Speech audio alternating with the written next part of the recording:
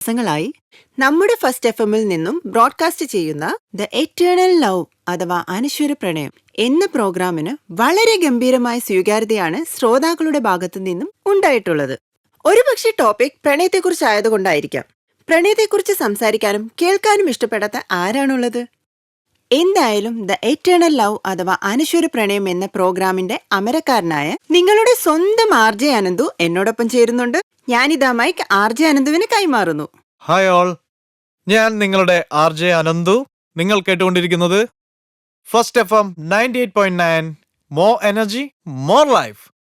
ഏതോ ഒരു ദിവസം വളരെ യാദൃശികമായാണ് ദ എറ്റേണൽ ലവ് അഥവാ അനശ്വര പ്രണയം എന്ന പ്രോഗ്രാമിന് രൂപം കൊടുക്കുന്നത്. പ്രണയത്തിന് കാലഭേദങ്ങളില്ല, ദേശഭേദങ്ങളില്ല, എന്തിന് പ്രായഭേദം പോലുമില്ല എന്നാണ് എന്റെ പക്ഷം. എന്തായാലും ജീവിതത്തിൽ ഒരിക്കൽ പോലും പ്രണയിക്കാത്ത ഒരു വ്യക്തി പോലും ഉണ്ടാവില്ല. അത് ആണായാലും പെണ്ണായാലും, അതുറപ്പാ. നിങ്ങൾ വെറുതെ ഒന്ന് ആലോചിച്ചു നോക്കൂ. നിങ്ങൾ ആദ്യമായി പ്രണയിച്ച വ്യക്തിയെ പറ്റി. എവിടെ വെച്ചാണ്, എങ്ങനെയാണ് അയാൾ ആദ്യമായി കണ്ടുമുട്ടിയത്? എപ്പോഴാണ് അയാളോട് ആദ്യമായി ഇഷ്ടം തോന്നി തുടങ്ങിയത്? ലവ് അറ്റ് ഫസ്റ്റ് സൈറ്റ് എന്നൊക്കെ പറയും പോലെയാണോ? എന്തായാലും ആ ഒരു നിമിഷത്തെ പറ്റി നിങ്ങൾ വെറുതെ ഒന്ന് ഓർത്തു നോക്കൂ. നമ്മൾ ഓരോരുത്തർക്കും ഉണ്ടാവും മായ്ച്ചാലും മാഞ്ഞു പോകാത്ത ഒരുപാട് ഓർമ്മകൾ.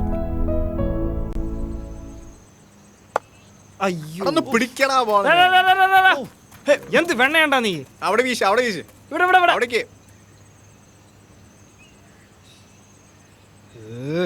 ചക്കമാര്.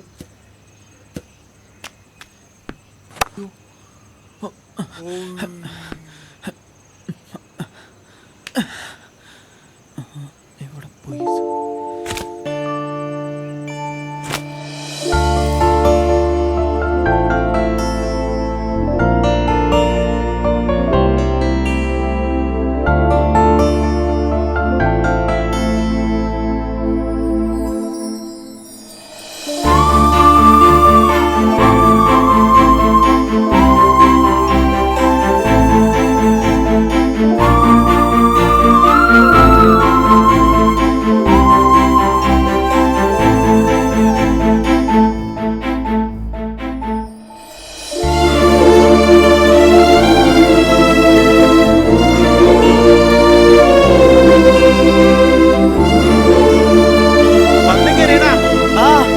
എത്രയായി? 250 സാർ. എന്താ സാധനങ്ങളുടെ വില? ശരി ശരി. ഏയ് മരുമേട്ടാ, ഞാൻ വീട്ടിലേക്കൊന്ന് വരാനിരിക്കുകയായിരുന്നു. അപ്പതേ മുന്നിൽ വന്നേക്കണു. നല്ലൊരു പെൺകുട്ടിയുണ്ട്, കാണണം.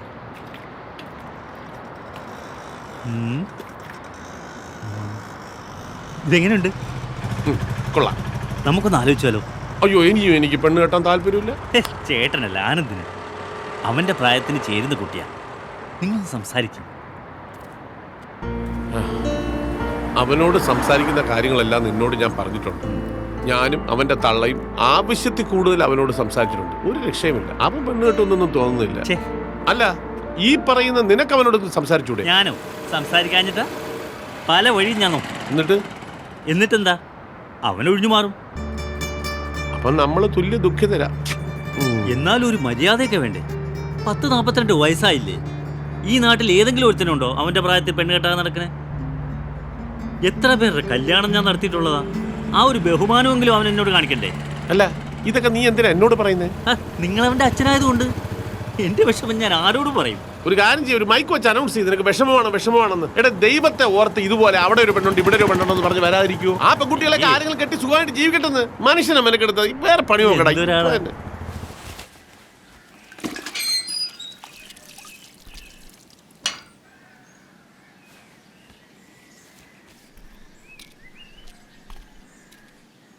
ഇന്ന് നേരത്തെ ഇങ്ങ് പോന്നോ? പിന്നെന്താ, അങ്ങാടി പോയത് വെറുതെ വായി നോക്കി നിൽക്കാനാ? നീ പറഞ്ഞ സാധനങ്ങൾ മുഴുവൻ ഉണ്ട്. കുടിക്കാൻ ചായ വല്ലതും എടുക്കണോ? വേണ്ട, ചായ കുടിച്ചു. കുറച്ച് വെള്ളം തരൂ. ഇന്നും പതിവ് പോലെ ആ ബ്രോക്കർ വന്ന് മുമ്പിൽ ചാടി. ആര്? നമ്മുടെ സഹദേവനോ? എന്നിട്ടെന്താ, സ്ഥിരം കാണിക്കണത് പോലെ ഒരു പെൺകുട്ടിയുടെ ഫോട്ടോ കാണിച്ചു. കുട്ടി എങ്ങനെയുണ്ട്? കാണാനൊക്കെ നല്ല ഭംഗിയുണ്ട്. എന്നാ നമുക്കൊന്ന് ആലോചിച്ചാലോ? ആദ്യം നീ ഒന്ന് ആലോചിക്കും. എന്ത്? ഇരിക്കും. ഇത് വല്ലതും നടക്കുമോന്ന്. ഈ പ്രാവശ്യം വന്നപ്പോൾ ഞാൻ അവനോട് പറഞ്ഞതാ. പക്ഷേ ഒരു പ്രതികരണവും ഇല്ല. എല്ലാം പതിവ് പോലെ തന്നെ.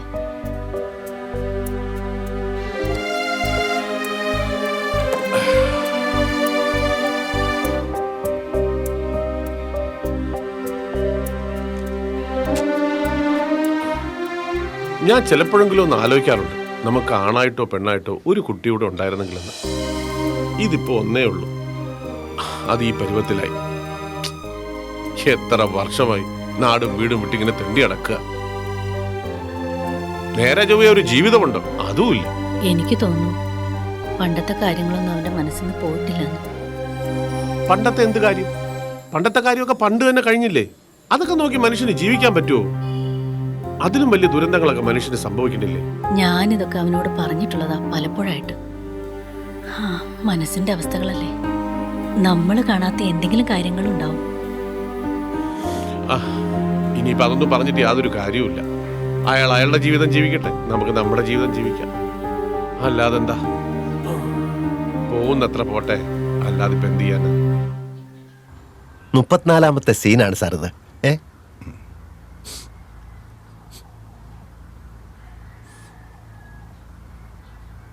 സർ സർ മണി സാർ, സാറെന്താ ഉറങ്ങിപ്പോയോ? അതെ, ഞാൻ നിങ്ങൾ വായിച്ചിട്ടുള്ള സീനൊക്കെ ഒന്ന് വിഷ്വലൈസ് ചെയ്ത് നോക്കിയതാ. സാർ, അടുത്ത് 34-ാമത്തെ സീനാണ്. ഈ 34-ാമത്തെ സീനിൽ തന്നെയാണ് നമ്മുടെ ഇന്റർവെല്ലും. Very good. Scene number 34. രാവിലെ ഊർമിളയുടെ വീട് മുറ്റം. സൂര്യൻ ഉദിച്ചു വരുന്നതേ ഉള്ളൂ. സൂര്യന്റെ പ്രഭാതകിരണങ്ങൾ മുറ്റത്ത് കോണിൽ നിൽക്കുന്ന ഇലഞ്ഞിമരത്തിന്റെ ചില്ലകൾക്കിടയിലൂടെ കുഴലുകൾ പോലെ മുറ്റത്തേക്ക് വീണ് കിടക്കുന്നുണ്ട്. കുഴലുകൾ പോലെ? അതെ സാർ, സാർ കണ്ടിട്ടില്ലയോ ഈ മരങ്ങൾക്കിടയിലൂടെ കുഴലുകൾ പോലെ വെളിച്ചം വരുന്നത്? മുറ്റം നിറയെ ഇലഞ്ഞിമരത്തിന്റെ ഇലകളും പൂക്കളും വീണ് കിടക്കുന്നു. അവിടേക്ക് മുറ്റമടിക്കാനായി ചൂലുമായി ഇറങ്ങി വരുന്ന ഊർമിള. അവൾ ആദ്യമായി ഇലഞ്ഞിപ്പൂക്കളുടെ സുഗന്ധം ആസ്വദിക്കുന്നു. അതിനുശേഷം അവളൊരു മൂലയിൽ നിന്ന് അടിച്ചു വാരാൻ തുടങ്ങുന്നു. അല്പനിമിഷങ്ങൾക്കകം എങ്ങുനിന്നോ വന്ന ഒരു കാറ്റിൽ അവൾ അടിച്ചുകൂട്ടിയ കരിയിലയും ഇലഞ്ഞിപ്പൂക്കളും പറന്നുയരുന്നു. എന്റെ സാറേ, ക്രമേണ കാറ്റിന് ശക്തി കൂടുന്നു, വീണ്ടും ശക്തി കൂടുന്നു. പിന്നെ അതൊരു ചുഴലിക്കാറ്റായി മാറുന്നു. ആ കാറ്റ് ഊർമിളയെ വഴിഞ്ഞു മുറുക്കുന്നു. അവൾ അലറിക്കരയാൻ ശ്രമിക്കുന്നു. ശബ്ദം പുറത്തേക്ക് വരുന്നില്ല. അവൾ അവിടെ കിടന്ന് വട്ടം കറങ്ങുകയാണ്. അവൾ രക്ഷപ്പെടാൻ ഒരു ശ്രമം നടത്തുന്നു. അവൾക്കത് സാധിക്കുന്നില്ല. അവൾ ഒരു ചുഴിയിൽ അകപ്പെട്ടതുപോലെ പെട്ടെന്ന് ആ ചുഴി അവളെ കൊണ്ട് മേലോട്ട് പോകുന്നു. ശേഷം ആകാശത്തെവിടെയോ ആ പാവം അപ്രത്യക്ഷമാകുന്നു.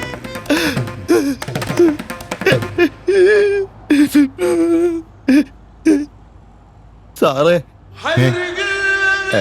ഇവിടെയാണ് നമ്മുടെ ഇന്റർവെൽ പഞ്ച്. അപ്പൊ നമ്മുടെ നായിക ഇപ്പോൾ ആകാശത്താണല്ലേ? അങ്ങനെ ചോദിച്ചാ അതെ. ശരിക്കും ചുഴലിക്കാറ്റായി വന്നത് നായികയുടെ മരിച്ചുപോയ മുൻ കാമുകന്റെ പ്രേതമായിരുന്നു. അതെങ്ങനെ ശരിയാവും? കാമുകൻ ശരിക്കും മരിച്ചല്ലോ, നായികയും അമ്മയും കൂടി കൊന്നതല്ലേ? അത് ശരിയാണ് സാർ. അതിനുശേഷം നായിക്ക് ഭയമാണല്ലോ, നായകന്റെ പ്രേതം ഉപദ്രവിക്കുമെന്നുള്ള ഭയം. സാർ, സത്യത്തിൽ നമ്മൾ ഇന്റർവെൽ സീനിൽ കണ്ട ചുഴലിക്കാറ്റ് പോലും നായികയുടെ ഭയത്തിൽ നിന്ന് വന്ന ഒരു ഇലൂഷനായിരുന്നു. അപ്പൊ നായികക്ക് ഇപ്പൊ കുഴപ്പമൊന്നുമില്ല? എന്റെ സാറേ, നായിക കിടന്ന് ഉറങ്ങുമല്ലേ? അങ്ങനെയാണെങ്കിൽ ഞാനൊരു കാര്യം പറയാം. സാർ പറയണ സാർ. അതായത് നമുക്കിപ്പോ ഒരു ചെറിയ ഇന്റർവെൽ ആവാം. അത് സീനിൽ കഴിഞ്ഞല്ലോ സാർ. അതല്ല, നമ്മുടെ ഈ ഡിസ്കഷന് ഒരു ഇടവേള. പിന്നെ നിങ്ങൾ ഞാൻ പറഞ്ഞൊരു 1 മണിക്കൂർ ലൈറ്റ് ആയിട്ടാ വന്നത്. Sorry sir. പിന്നെ എനിക്ക് ഒരുപാട് പ്രോഗ്രാംസ് ഉണ്ട്. ഞാൻ വിളിച്ചോളാം. ശരി സാർ. ശരി സാറേ, സാറേ ഈ സ്ക്രിപ്റ്റ് കയ്യിലിരുന്നോട്ടെ. സാറിന് അത് കുഴപ്പമില്ല, വായിച്ചാൽ മതി. നിങ്ങൾ ഈ സ്ക്രിപ്റ്റ് ആയിട്ട് പോയിക്കോളൂ. ഞാൻ ആവശ്യം വിളിച്ചു. സാറേ, ഞാൻ എഴുതിക്കൊണ്ട് പറയാ, മലയാള സിനിമയിൽ 100 വർഷത്തേനെ ഈ സ്ക്രിപ്റ്റിനെ മാറ്റിമറിക്കാൻ മറ്റൊന്നുണ്ടാവില്ല. സാർ ഇതെങ്ങനെങ്കിലും ചെയ്യണം സാർ. 3-4 അവാർഡ് ഉറപ്പായിട്ടും കിട്ടും സാർ. എന്നാ ശരി, പോയിക്കോളൂ, ഞാൻ വിളിക്കാം. അല്ല, സാറിന് വേണ്ടി ഉണ്ടാക്കിയ ഒരു സ്ക്രിപ്റ്റാണിത്. സാർ സംവിധാനം ചെയ്താൽ ഈ സിനിമ സൂപ്പർ ഹിറ്റായി 100 ദിവസം ഓടുന്ന യാതൊരു സംശയമില്ല സാർ. സത്യമാണ് സാർ. സാർ മറ്റൊരു രാജമൗലിയാകും സാർ. കഥ മുഴുവൻ ഞാൻ ഈ കേട്ടല്ലേ പടം റിലീസ് ആവുന്നതോടെ സാറിന് നിലത്ത് നിൽക്കാൻ സമയം കാണില്ല സാർ. വെക്കോളൂ, ഞാൻ വിളിക്കാം. ഞാൻ 2 ദിവസം കഴിഞ്ഞ് വരാമേ. എന്റെ അമ്മോ. ഹോ, ഞാൻ നിങ്ങളുടെ സ്വന്തം RJ അനന്തു. നമുക്ക് പ്രണയത്തിലേക്ക് വീണ്ടും തിരിച്ചു വരാം. 2 പേർ തമ്മിൽ പ്രണയത്തിലാവുമ്പോൾ അവർക്ക് ചുറ്റും എന്താണ് സംഭവിക്കുന്നതെന്ന് അവർക്കറിയില്ല. അവർക്ക് ചുറ്റും ഒരു ലോകം തന്നെ ഉണ്ട് എന്നത് അവർ മറന്നുപോകും.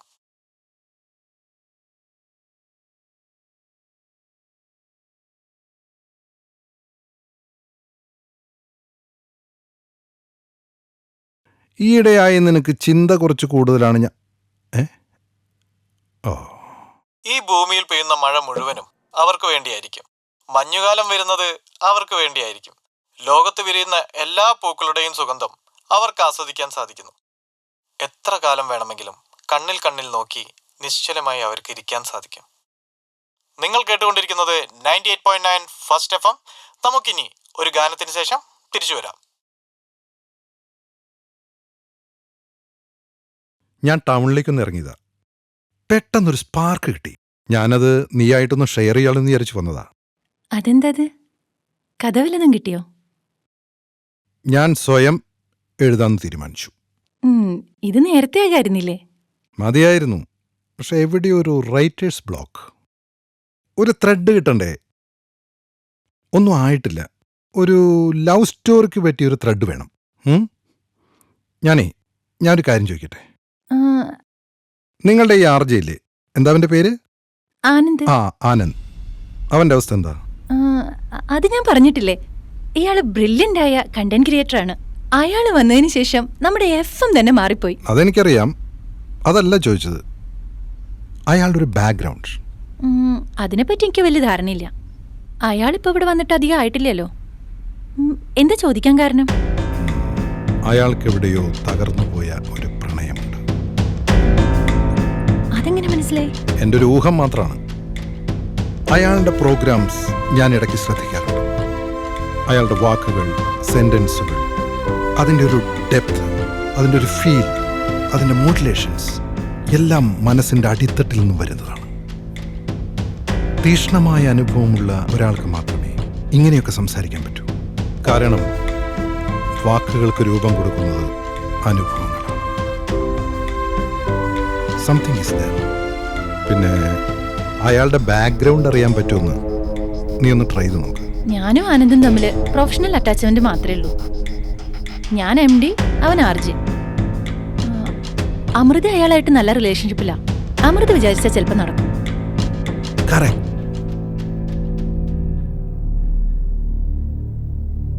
മാഡം പറഞ്ഞത് കുറച്ച് റിസ്ക് ഉള്ള ഒരു ടാസ്ക് ആണ്. അതെനിക്കറിയാം. ആനന്ദേട്ടൻ ആള് ജെന്റിൽമാൻ ആണ്, വളരെ ഫ്രണ്ട്ലിയും. പക്ഷേ ഒന്നും അങ്ങ് വിട്ടു പറയില്ല. അതാണ് കുഴപ്പം. മാഡം ഈ പറഞ്ഞത് ശരിക്കും ഞാൻ ആനന്ദേട്ടനോട് ചോദിക്കാൻ ആഗ്രഹിച്ച കാര്യങ്ങളാണ്. എന്തായാലും ഞാനൊന്ന് ട്രൈ ചെയ്യാം.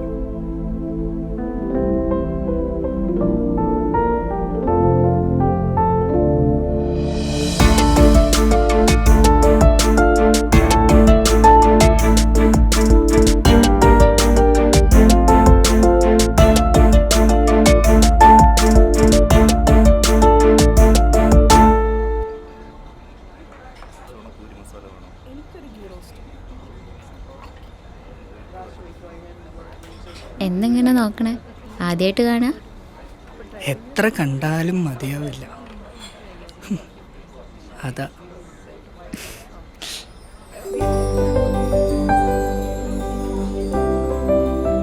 നമുക്ക് അവിടെ ഇരിക്കല്ലേ?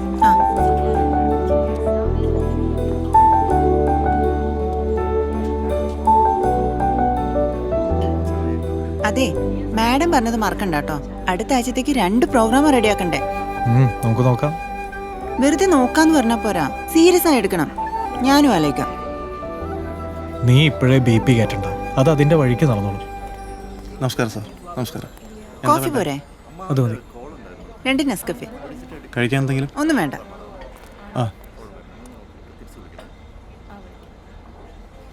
അതെ, ഞാൻ നിന്നോടൊരു കാര്യം പറഞ്ഞ നീ എന്നെ കളിയാക്കൂ. ഞാൻ നിന്നെ കണ്ടുമുട്ടിയ തൊട്ടുള്ള ഓരോ കാര്യങ്ങളും ഒരു ഡയറിയിൽ എഴുതി വെച്ചിട്ടുണ്ട്. ഇതൊക്കെ എന്തിനെങ്ങനെ എഴുതി വെക്കണേ? മനസ്സ് സൂക്ഷിച്ചാ പോരെ. ചുമ്മാ ഒരു രസം.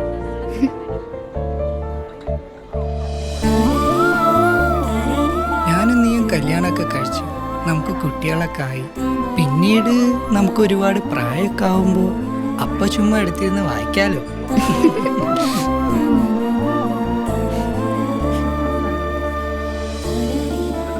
ആനന്ദേട്ടാ, ഇതുപോലെ ആരെങ്കിലും ഉണ്ടായിരുന്നോ ആനന്ദേട്ടന്റെ ലൈഫില്? ആര്? ആരെന്നല്ല, ആരെങ്കിലും. എവിടെ? ആരുമില്ലായിരുന്നു. ആരുമില്ല.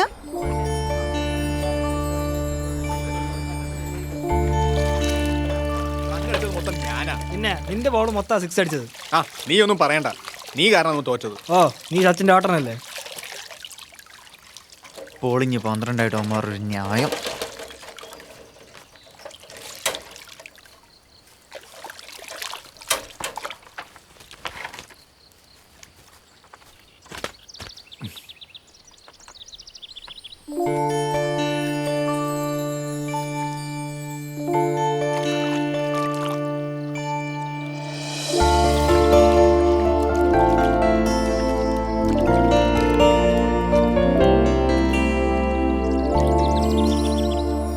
എടാ ജോസഫേ, എന്താണ്ടാ അവള് എവള്? എടാ അന്ന് നമ്മള് മാച്ചിന് പോയപ്പോ ഞാൻ ഒരു പെണ്ണിനെ കണ്ടെന്ന് പറഞ്ഞില്ലേ, അവളാണ് ഇവൾ. ഓ സോറി, അല്ല ഇവളാണ് അവൾ. നീ വെറുതെ ആളെ കൺഫ്യൂഷൻ ആണ്. കാര്യം പറ. അവളാണോ ഇവള്? ഇവളാണോ അവള്? എടാ പൊട്ട, രണ്ടും ഒന്ന് തന്നെയാ. ചേടാ എന്നാലും അവളെങ്ങനെ ഇവിടെ വന്നേ? ആ, അതാണോ നിനക്കറിയേണ്ടത്? അത് ഞാൻ പറയാം. നമ്മുടെ KCBയിലെ മോഹനേട്ടന്റെ ഭാര്യയുടെ ചേച്ചിയുടെ മോളാണ് ഇവള്. പേര് ജയശ്രീ. ഇവള് ഫാമിലി ആയിട്ട് ബോംബെയിലാ. ഇപ്പൊ വെക്കേഷൻ ആയതുകൊണ്ട് വന്നതായിരിക്കും. അപ്പോ അന്ന് അവിടെ കണ്ടോ? ആ, അതവള് വേറൊരു ചെറുമയുടെ വീട്. ഇനി വേറെന്തെങ്കിലും അറിയണോ? എന്നാലും എന്റെ ജോസഫേ, എവിടുന്നാണ് നിനക്ക് ന്യൂസ് മുഴുവൻ കിട്ടുന്നേ? മനുഷ്യനായ കുറച്ച് ജെൻഡർ നോളജ് ഒക്കെ വേണം. അത് ജീവിതത്തിൽ ഒരു മുതൽക്കൂട്ടാ. എടാ ജോസഫേ, എനിക്ക് അവളെ ഒന്നുകൂടെ കാണണം. നീ ഇപ്പൊ കുളിക്കാൻ വന്നല്ലേ? ആദ്യം കുളിക്കുക, അത് കഴിഞ്ഞ് കാണാം കേട്ടോ. ബാ.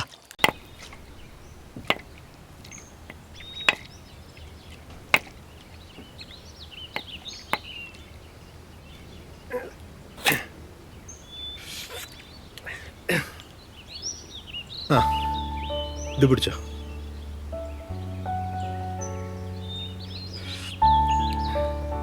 അതെ, ജയശ്രീക്ക് എന്താ വേണ്ടതെന്ന് വെച്ചാൽ ഉണ്ടാക്കി കൊടുക്കണം. അവൾ ഈ നാടൻ ഫുഡൊന്നും അധികം കഴിച്ചിട്ടുണ്ടാവില്ല. അത് പിന്നെ പ്രത്യേകിച്ച് പറയണോ ഏട്ടാ, അവള് നമ്മുടെ മോളല്ലേ. പിന്നെ ആഹാ,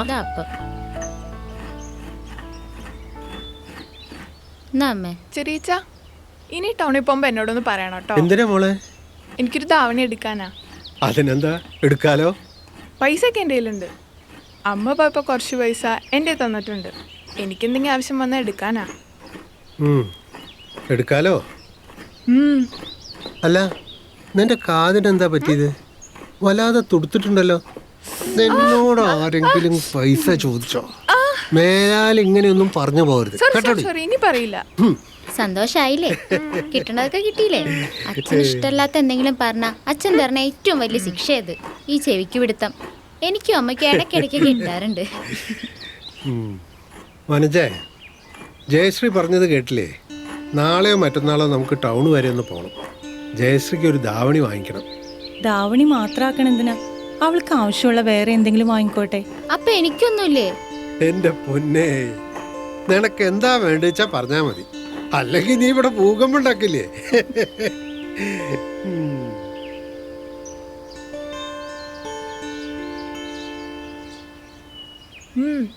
ചെറിയമ്മേ, നല്ല ടേസ്റ്റ് ഉണ്ട് കേട്ടോ. അവിടെ അമ്മ ചിലപ്പോൾ ഉണ്ടാക്കാറുണ്ട്, പക്ഷെ ഇതുപോലെ ആവാറില്ല.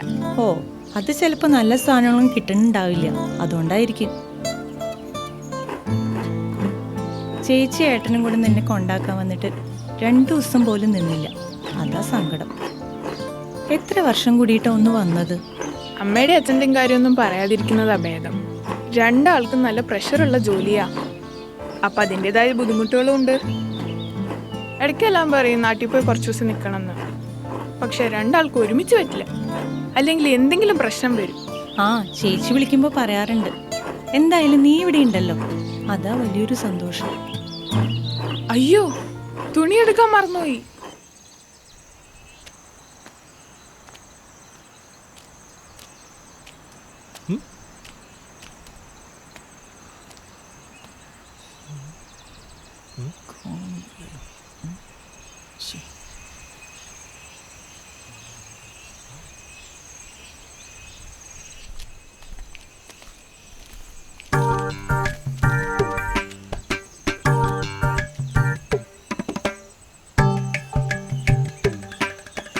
അവളാണോ? അറിയത്തില്ല. അവളുടെ ചെറിയമ്മയാണെങ്കിൽ എസ്കേപ്പ് ആവാട്ടോ. അതെന്താ? ആ തള്ളത്ര കാലത്ത് ശരിയല്ല.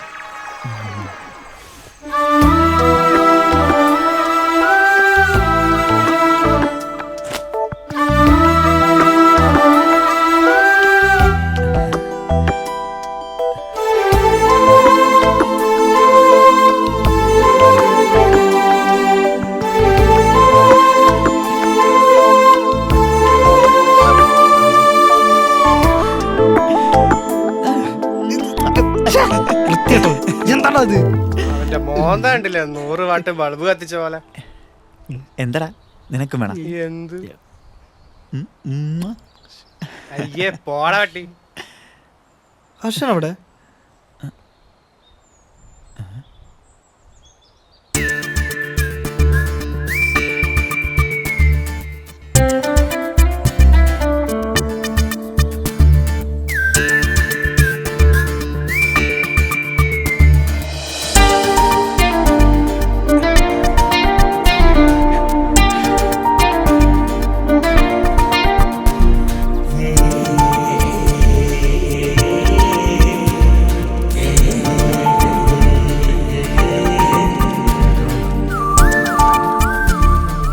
നീ ഇവിടെ എന്തെടുക്കായിരുന്നു? ചുമ്മാ. എന്ത് ചുമ്മാ? വെറുതെ കേട്ടു വെച്ചാണല്ലോ. ആർക്കൊന്നും അറിയില്ലെന്ന് നിന്റെ വിചാരം? ചെടുക്കല്ല, ചുമ്മാ അവര് കേക്കും.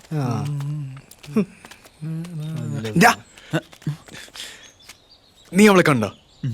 കണ്ടു. അവള് നിന്നെ കണ്ടോ? ഔ, കണ്ണും കണ്ണും തമ്മിൽ തമ്മിൽ. അയ്യോ, അപ്പൊ റൂട്ടായടാ, ഇനി പിടിച്ച് കേറിയാ മതി.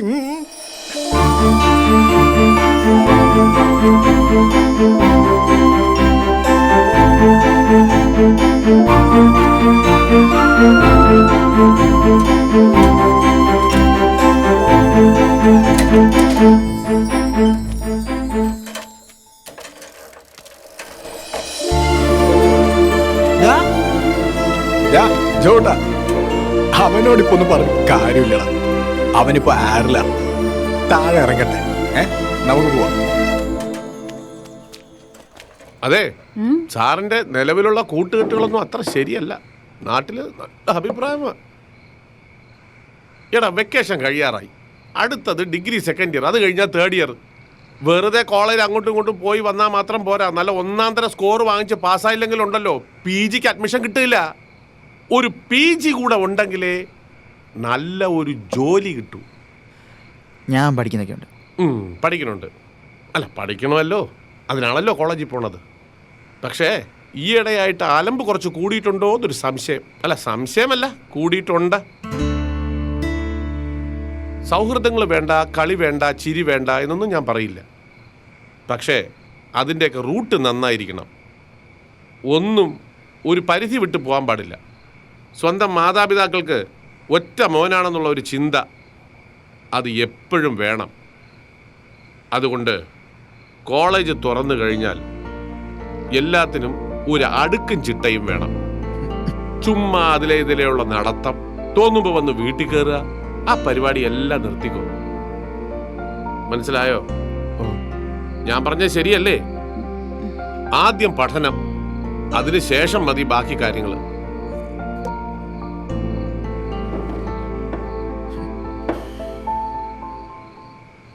ബാക്കി വെച്ചിട്ട് പോയി. എടാ, നിങ്ങളോട് ഞാൻ പലവട്ടം പറഞ്ഞിട്ടുണ്ട്, ആഹാരം കഴിക്കുന്ന സമയത്ത് ഇത്തരം വർത്താനം പാടില്ല എന്ന്. എടി, ലോകത്തുള്ള സകല തന്തമാരും മക്കളെ ഉപദേശിക്കുന്നത് ആഹാരം കഴിക്കുമ്പോഴാ. അപ്പോഴേ അവരെ ഒന്ന് അടുത്ത് കിട്ടൂ. ഞാനായിട്ട് ആ ആചാരം മുടക്കൊന്നുമില്ല. നിങ്ങളോട് തർക്കിക്കാൻ ഞാനില്ല. തർക്കിക്കണ്ട. ഉപദേശിക്കാൻ തന്തമാരും കൊഞ്ചിക്കാൻ തള്ളമാര്